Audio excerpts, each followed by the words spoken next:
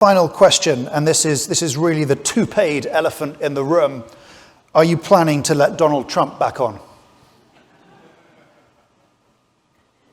Well, I think there's a general question of should Twitter have permanent bans? And I've talked with Jack Dorsey about this, and he and I are of the same mind, which is that permanent bans should be extremely rare and really reserved for people where they're trying to for accounts that are bots or spam scam accounts, where there's just no legitimacy to the account at all. I do think that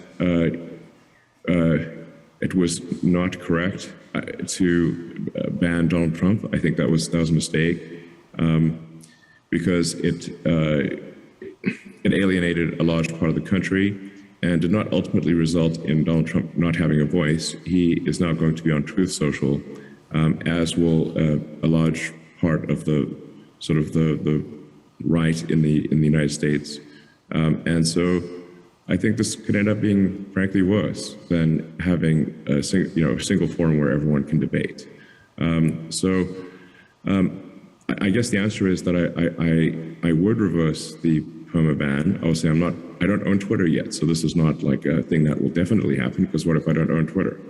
But my opinion, and Jack Dorsey, I want to be clear, shares this opinion, is that we should not have perma bans. Now that doesn't mean that somebody gets to say whatever they want to say. If they say something that is illegal or otherwise, just destructive to the world, then that there should be perhaps a timeout, a temporary suspension, or that particular tweet should be made invisible or have very limited traction.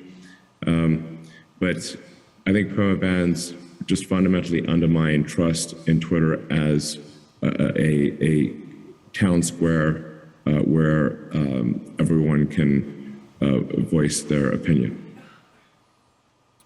It was I think it was a morally bad decision, to be clear, and foolish in the extreme.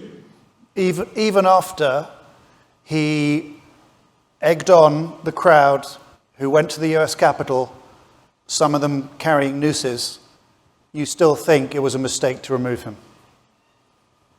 I think if there are tweets that are wrong, they should, and bad, those should be either deleted or made invisible. And a suspension, a temporary suspension is appropriate, but not a permanent ban. So if the deal completes, he might potentially come back on, but with the understanding that if he does something similar again, he'll be back in the sin bin. He has publicly stated that he will not be coming back to Twitter, and that he will only be on Truth Social.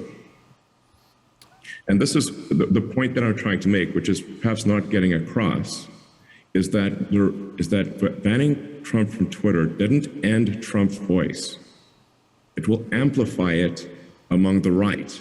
And this is why it is morally wrong and flat out stupid.